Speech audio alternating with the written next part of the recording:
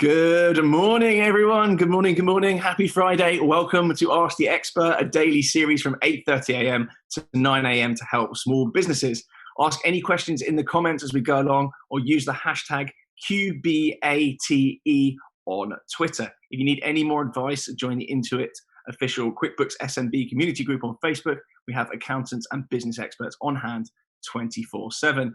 Now, I realize that some of you tuning in will know who I am already, and some of you, fortunately for you, don't know who I am. So I'll just run through who I am, what I've been up to, kind of my position in the business world, how I've been affected recently by obviously the ever-changing and difficult situation we're in. And then I will take some questions from the floor. As I say, as we go along, please do fire your questions in, whether or not you're tuning in from Facebook, YouTube, or whatever other platform it is you're listening on. Do get those questions in, because they are being taken and then thrown at me, and I'll be answering them live in this stream. So please do fire away. Obviously, try and keep it business related. That's the theme of today's chat. So I am Tom. My name is Tom. Online, my name is TG. Sort of sounds very creepy having an online name, but effectively, I own a number of businesses, and I also am a YouTuber and an Instagram person, an influencer, if you like. I don't really like that word. It's a bit cringe, but effectively, that's what I do. So we will start with the business side of things first. We'll go way back. I originally did law at university. I then went to law school. I then found myself a couple of years later, after running a couple of very small businesses and doing some traveling, I found myself in an investment bank. I went into investment banking. I didn't go into law because, having done 4 years of it solidly, I realized that it was actually bored me to tears. And I wanted to try something different. And I also thought I could probably make more money by doing less work, going into investment banking instead of law. Now, whether or not that's true, I don't know. But certainly that's what a young me thought. So that's what I did. That was about 8 years ago or so now, or maybe longer than that. I'm older than I think. As I started in my investment bank role, I also founded a fitness company with my twin brother. The fitness company is called LDN Muscle, so LDNM. For short. You may well have seen it around. That started in 2012, thereabouts. And we started by doing digital fitness products. So effectively, products which meant you could have a personal trainer in your pocket. So you could have a downloadable fitness guide which would take you through what to eat, what to train, when to train, how to train it, and answer any questions surrounding fitness, and giving kind of a holistic view to help you achieve either your fat loss goals or your muscle building goals. And we did those for men and women. Fast forward, there are other businesses as well, so stay tuned, you're in for a ride here. Fast forward 8 years or so, we have released a number one app. We are still selling the digital products, which are actually you have very kind of small footprint with those. They're very kind of labor efficient, having digital products on the back end. We sell clothing. We've got a number one app. We've released a book with Penguin. We've been on TV. All sorts of stuff has happened with that brand in the past 8 years, and it's been absolutely crazy. More recently, in the past few years, we now have an education side of the business, which actually is working with the government and rehabilitating offenders. So giving offenders in prison currently a vocation. When they come out, they can go into personal training. Now, not all members of the offending community. There is a certain sector, and if you're more interested in that, then you can go and check out the LDNM Instagram page and all the rest for all of that. But business has been growing, and we've had to adapt it due to Corona recently. Now, the fitness business aside, I also sold a business throughout lockdown, and another company which actually did air fresheners, car air fresheners. Why that is relevant is I'm a car collector, as well as a full-time finance person in the City of London, and a fitness business owner. I collect cars in the background. That's my passion. So my YouTube and Instagram is surrounding cars. So I had this car air freshener business, which is interesting. Not the most exciting business in the world, but I actually sold that to a cleaning company. Sorry, if you hear noise in the background, by the way, that's my dog. He's causing carnage. He knows when not to behave and when to behave, and then does the opposite. So I sold that business during lockdown. It actually went to a cleaning chemicals company, which completely took off with the pandemic. And they just bought our business straight away. They wanted the data, and they wanted to move more into the car products side of things. So they took that on.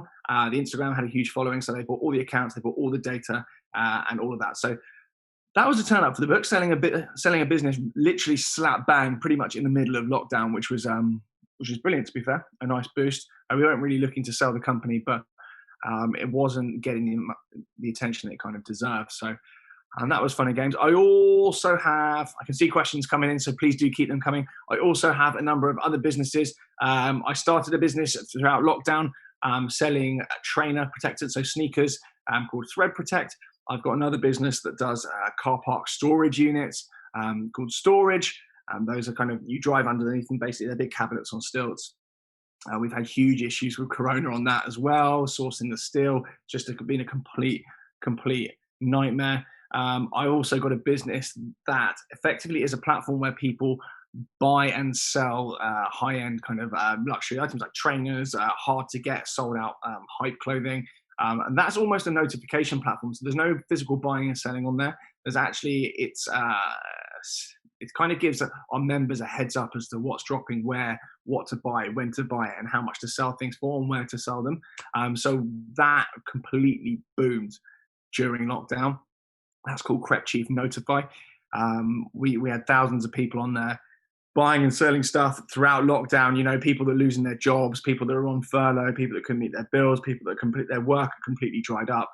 They then moved their attention into this kind of reselling game, and they were just hoovering up things. There were things like during lockdown, lazy spots, things like that. They were buying those and selling them back on eBay. They're making thousands just buying the right thing at the right time and knowing what was going to spike in demand. So we've got people on that platform that consistently monitor what's coming out and when, and what's going to be a good thing to buy.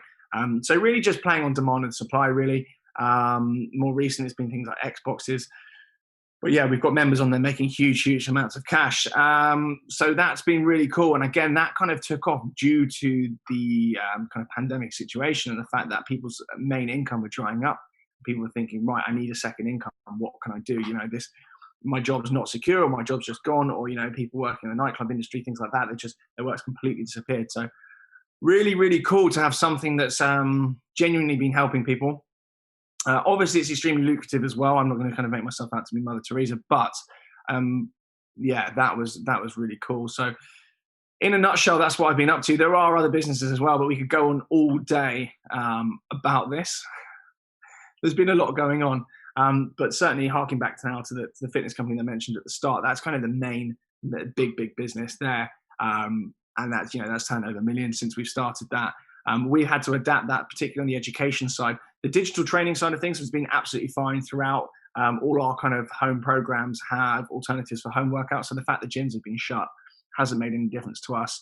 And we don't have any physical premises, so we didn't have to worry about that. The only thing we have had to adapt is our academy, our education side of things, where people can qualify to be a personal trainer with us. We've had to move that more online. So we've done a lot of those courses via Zoom, Skype, whatever platform it is, to make sure that people are kind of hitting their kind of curriculum objectives, which is absolutely fine. And actually, there's a huge booming world in online training as well. So it got people online and au fait with kind of doing stuff almost activity based, but also digitally live through the medium streaming. So even if gyms do shut again, people can now also they know how to online train, which is great. Right, I can see so many questions coming in. I'm going to start tackling them. So first off the bat, and do keep them coming in, just because I've started asking them, it doesn't mean that you can't fire them at me. Ryan from Facebook Live is asking, how many income streams roughly would you say you have? It depends what you define as an income stream, how granular you want to get, but I always try and make sure I've got over 10 if I can. Obviously, you can bundle them all up, so you can say social media is one, and each company is a different one. I still have my day job as well, but then I've also got various agreements and deals that I'm on commission in various places as well. I rent property out, so, and then I'll also do things like, not strictly business, but I will buy a watch, and if I'm bored of it, I'll sell it, and I make a profit on that. It's technically an income, but it's not actually like a business activity because I'm not a watch seller. So yeah, there's lots flying around, and even with cars as well, I don't often make money on them. I won't come out up, but sometimes, sadly, you do. So yeah, I try and make sure I've got as many income streams as possible. So particularly like now, with how things have gone over the past sort of 9 months, some things will be up, some things will be down, and overall, you just cruise through it. That's the aim. Tyler from Facebook Messenger is saying, hey, TGE, has the lockdown had any effect on your content creation process? Has it affected the number of brand partnerships you get offered? Now, Tyler, I'm not going to lie to you. Back in around March, I was getting email after email. Every single partnership, which is a huge part of my YouTube side of things for people that aren't familiar with being a YouTuber. Brand partnerships an essential part of being a YouTuber. Unless you're getting billions of views, the money you get paid per view by Google is not often enough. Well, it's certainly not enough to sustain a fleet of supercars. So from my perspective, brand partnerships are extremely important. And I was getting email after email in March saying, this has dried up, this budget's been frozen, this has been cancelled, this is postponed. And I basically just had my kind of little world fall apart by the looks of it, sort of email by email over the space of about a week in March. I just quit my job in finance as well at that point, and I've got all these overheads with these silly cars that are all on finance. So I was getting a bit of a squeaky bum, shall we say.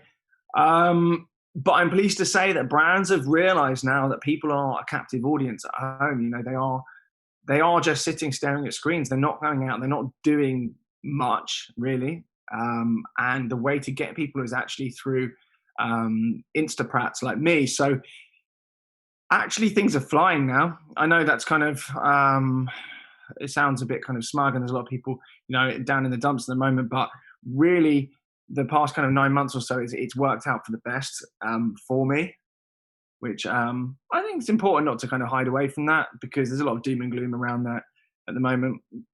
So yeah, it did affect it negatively in the first instance, and I now would say that the whole situation is positively affecting it. I physically can't get through and work with the amount of people that I want to work with. There aren't enough hours in the day. Heidi from Instagram poll is saying, how would you keep your followers engaged on your social channels? This is actually pretty difficult a lot of the time because I do so many different things. Some people want business content. Some people want watch content. Like I collect watches as well. Some people just want car content. Some people want to know what I'm wearing for some reason. I mean, obviously now the state of me, but and some people want fitness content. So at any given time, you're doing something that not everyone necessarily enjoys, and there's a very small niche of people that want all of those things all of the time, so they engage with every single thing that you do. So it is really difficult, particularly combining that with algorithms on social media. You never know if your posts are even being shown to your followers or not. So Heidi, it is really difficult. How do I keep my followers engaged? I try and constantly read my DMs day in, day out. I read my comments. I try and get a sense for what's gone well. I try and assess, you know, what's been picked up on well, what looks good for me positionally to be doing, and what kind of brands I want to be working with in terms of the content I put out. That dog, I'm so sorry. He's throwing an antler around the room, if you want to know what that noise is. Hopefully that was helpful, Heidi. Hector from Twitter DM is asking, what is your number one tip to young entrepreneurs who want to start a new business? Now, I want to say at this point, you know, if I was hugely successful and, you know, I was a billionaire, I wouldn't be making YouTube videos for a living. So by me giving you advice, this isn't me saying I know everything and I've smashed it and I've won the game and I can retire. Listen, I'm kind of I'm doing my best and I'm not quite there yet as far as I'm concerned. So please don't take this as me speaking gospel and that I think I know what I'm doing. I'm just making stuff up as I go along. Much like everyone else I've made some good guesses so far, but I think, yeah, I've got a long way to go. So I just want to say that before anyone thinks I'm preaching it, because I'm not. But my number one tip to young entrepreneurs who want to start a new business is just be prepared for the fact that your life will turn into, your life will turn into a job. That sounds also very depressing. What I mean is, if you have your own business, from the moment you wake up, you're at work. Whereas if you're in a 9-to-5 now and you've got the mentality where you, right, I'm working, and you start, and then at about 5, you tend to be able to leave that at the door. When you've got your own business, if you wake up at 5 in the morning for whatever reason, suddenly you're at work. You're at work in here, and it can be full on. It can be 24/7. And again, that sounds cliche, but just be prepared that it is quite draining. And when the buck stops with you, when you've spent years knowing that you can kind of mess stuff up and it'll just come down on your boss or your company will just have to pick up the bill, and your bills will get paid anyway because you're just on a salary anyway, and it's not performance driven. When the buck completely stops with you, that can get really, really stressful. So just be prepared that it isn't this amazing, fun journey that most people make it out to be. And if it is, you really hit the jackpot, because I don't know anyone who started their own business has actually enjoyed most of it. That was quite a depressing answer. Sorry, Hector. Joseph from YouTube Live is asking, do you think your time at UE is actually, I try not to talk about the uni I went to, but thank you for throwing it in there. Do you think your time at UE has actually benefited your endeavors currently, or was the main benefit to get an investment banking from degree? That is actually a really good question. So I went to university, as I usually say, in Bristol. I went to not the good one in Bristol because I didn't do any work for my A-level. So I got 3 Bs, I think, and I wanted to do law. So they don't let you into a good top university with 3 Bs A-level to do law. So I went to UWE in Bristol. A fine uni. I'm not going to have a go at it. But do I think my time there has actually benefited my endeavours currently? No, I don't. Not really, no. And that's not me saying don't go to university. But obviously you've got different costs associated with it now, because I'm really, really old. When I went there, it wasn't that much. My dad had been made redundant, and my mum was in kind of a low-paid job. So I did get a lot of government support with it. And the financial cost of me being there, it was a no-brainer to go. Now I think there's definitely kind of a huge weighing up to be doing. So if you're going to go to uni and just do a degree that doesn't look great on the CV because no one knows what it is, it's not of relevance to what you want to go into, I really would look twice at the cost, unless you just want to go on a jolly for 3 years, in which case it's more than worth it. It puts off real life for another 3 years, which I guess is worth every penny. It's real life, and bills gets pretty boring. So in terms of what I actually learned during my degree, from the law degree, some of the contract law side of things, some of the intellectual property side of things, some of the kind of conveyancing stuff actually that I learned, vaguely useful for kind of my life so far. Those are bits that I've kind of used and I've managed to throw in people's faces throughout my kind of businesses and my kind of life endeavors. But yeah, the law degree, to be honest, for me was just a kind of a paper exercise. I kind of wanted to go into law, but I kind of just knew that if I didn't, just having a law degree looked really smart. So yeah, that was a waffle there, mate. Apologies, Joseph. Manny from YouTube Live is asking, when you have an idea, where do you go? What's the first action you take? I've got a really good guy that I work with on all my kind of endeavors, all my businesses. My friend called Aaron. He is very good with websites. He's very good with data. He's very good with Facebook ads and like retargeting and kind of payment gateways. So I'm terrible with IT. I don't know how to build a website or any of those things. So ordinarily, if I come up with an idea, I will message him and I'll say, A, what do you think? I use him as a sounding board because he's very switched on. And B, shall we do it? This is what it will cost to get everything up and running. This is where we buy the things from, whatever. Let's make a website. Let's give it a go. So I think it's really important, if you don't have certain skills or you don't have time to be, because even if I knew how to build a website, I wouldn't have time to build the website gateway, monitor it all, monitor stock levels, manage the kind of pick and pack, dispatch people, which he does all of. And so I think it's really important that when you are starting a business, you do outsource some of the skills and just give that person, this is what I do, which might not be the right advice, but I just give him equity. And likewise, when he has a business idea, he said, I drive the numbers, I drive the eyeballs, put in some of the cash, whatever, and then go from there. So I think it's really important to harness other people's skills, give them equity, because then they'll manage themselves. If they're driven individual and they're the right person and they're hungry to make cash and do well, then they'll just manage themselves and they'll work off their own back, as opposed to just trying to pay them out of your own pocket to start with. I think a smaller piece of a bigger pie is a much, much better idea. But that's just from me juggling loads of plates. Ryan from Facebook Live is asking, would I say it's harder to start business now than, let's say, 20 years ago when many things didn't exist? I would say there's never been a better time to start a business. There are lots of really, really saturated areas. I mean, most things have been tried by now.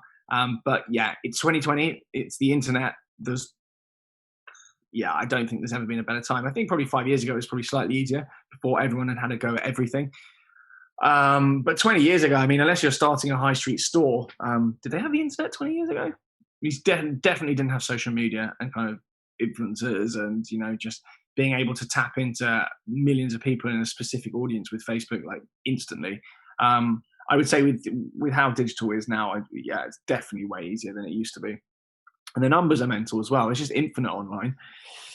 especially with worldwide shipping and all the rest of it. MB1738.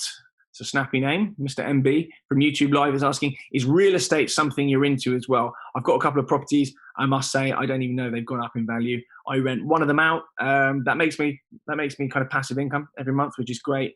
And it's not something I've ever really made decent cash out of. My brother has got a number of properties. He was a bit more sensible in the early days of the fitness company and reinvesting his cash. I was an idiot with it. So I didn't buy as much property as I should have done. Benefit of hindsight. I wish I'd done that before stamp duty got temporarily aggressive before they've cut it again. I bought everything at the wrong time. So property-wise, do not listen to me.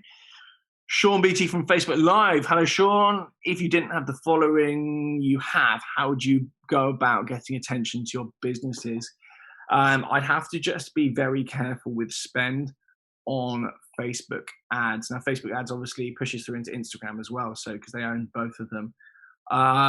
Just when you launch your website, just be really careful with your data. Every single hit you get, you should be snaffling a piece of data with a pixel. So that means that everyone that hits your site, you know what page they're coming to, what they're doing on the website, how long they're there, what they're clicking, what stage they get through in the checkout. So you get those analytics. And then you've also got a cookie. You nick a bit of their, you know how you get chased around on Google, and every time you go on a website, you get a little ad in the corner and you're like, how do you know I like that? That is because you've left a footprint on a website and they've snaffled a bit of your data and then they're just throwing stuff at you. So just make sure you're harnessing every single hit that comes to the site. You're building a data set, and particularly when you get conversions, when people start buying stuff from your site, make sure you're building up a lookalike audience, they call it, which basically builds at Facebook. Is really sneaky. I mean, if anyone's watched the Social Dilemma, you'll know all about this. But Facebook will basically, if you get Jim buying something on your website, Facebook will go, here's 50 other gyms that do the same thing as this gym online. They look at the same things, they buy the same things, they're in the same area, whatever. Facebook will match that percentage-wise, and they'll give you a top 1%, top 2%, top 3% that look like Jim. So then you can throw ads at those other people. That's how I've scaled up a number of businesses, and it's just really important you do your best, particularly if you're not getting massive amounts of traffic. You really, really just fine tune and A to B test on every single ad. It's a bit of a boring process, but as I say, I've got Aaron that does that for me. I say for me, we work together. He's kind of the brains of it, really. I just say swipe up. That's my role. That's what I'm reduced to. That's all I'm trusted with. Hector Jenkins is back from YouTube Live. Sorry, my eyesight's going here.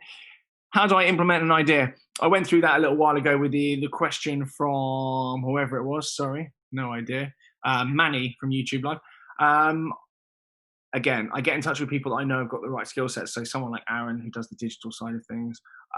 With the car park storage business, I have a mate that is in the kind of, he has a tool hire business. So he's very good with like pallet trucks and storage containers, and he has a van, and he's very good with putting things together. So again, he's come in on that business with me, and he'll be doing the initial batch of installs. He drives around London putting them up for people. He's got a van. He's got kind of big units out near where he lives to store them all. And he's very good with that side of things. So it's all about getting the right people involved. And I think that's part of the skill of running a business, is knowing when to do everything yourself, or knowing when to get other people on board, the right people that you can trust, that are hungry. Give them an equity stake. Try and get a shareholders agreement together, just so everyone knows where they are and what everyone should be doing, and go from there. So basically, I just kind of rely on other people, and I'm very limited my own skills. Joshua from Facebook Live is asking, would you say it's important to register with Companies House before you really start doing anything with your business? Now, yeah, we got it kind of upside down with LDNM when we first started, because when we started the business, it was more of a hobby and we didn't really have a plan. I know that sounds really bad, but we kind of just started as a hobby, just to suck it and see. We just put some stuff out there after kind of posting for 6 months and building up a social following, just to see whether anyone would buy anything. So we actually incorporated the company slightly after we started selling our first thing. Now, that's not the end of the world. I won't worry too much about that. You're not kind of broken the law or whatever, but you just need to make sure that's all kind of accounted for properly. But yeah, I would register on Companies House. Particularly as, you know, when you are starting to sell things and people go on your website, you are obliged to put your company details on there. and people will look up the company a lot of the time to see whether or not they're buying from a real business. So yeah, I would set it up in Company's House. I think it's only 50 quid. Takes 10, 15 minutes. You might have to send in some ID or something, but it doesn't take long at all. But I would also at the same time get all the social media handles you think you're ever going to need to use and a domain at the same time. Do that. Just do all of them in the same day and just get all of it.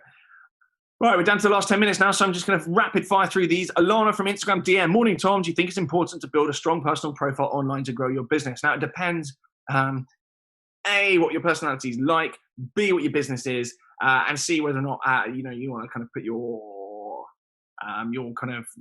personal personality doesn't even make sense online.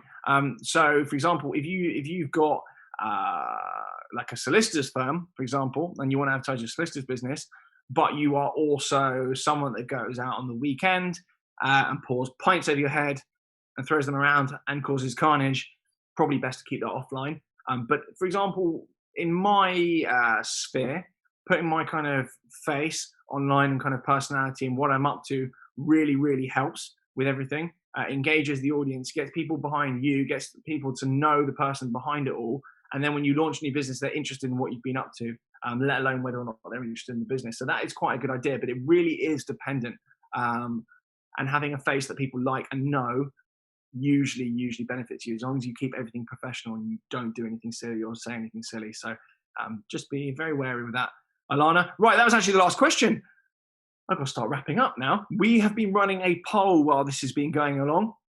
There's been a poll you've all been voting in. And the question was, have you prepared your business for the next 6 months? And 100% of you have said yes. 100%. So everyone that's voted has prepared their business for the next 6 months, which is all very, very good. I think if we'd asked that 6 months ago, the answer probably would have been no, because no one had any idea what was going on. But I think people have kind of got a handle on it. And I don't think it's time for doom and gloom. I think people are prepared for kind of how the economy's changed and how the landscape's now changed. So I think there are brighter times ahead. There's a lot of creativity and new businesses starting up. So I'm quite excited about the future, especially with low interest rates. I think it's never been a better time. Right, I'm going to stop waffling. If you have any questions, then please get in touch with the QuickBooks support team or myself on Instagram. My handle is @TGE_LDNM.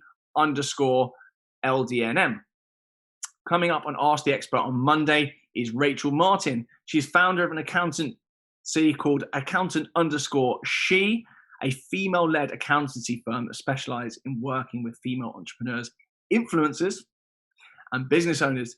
Should probably give her a shout, although probably have to wear a wig. Rachel helps clients get past the top 3 barriers to entry for women becoming self-employed, which are cited as access to funding or finance, imposter syndrome, and business support. That's really cool, actually.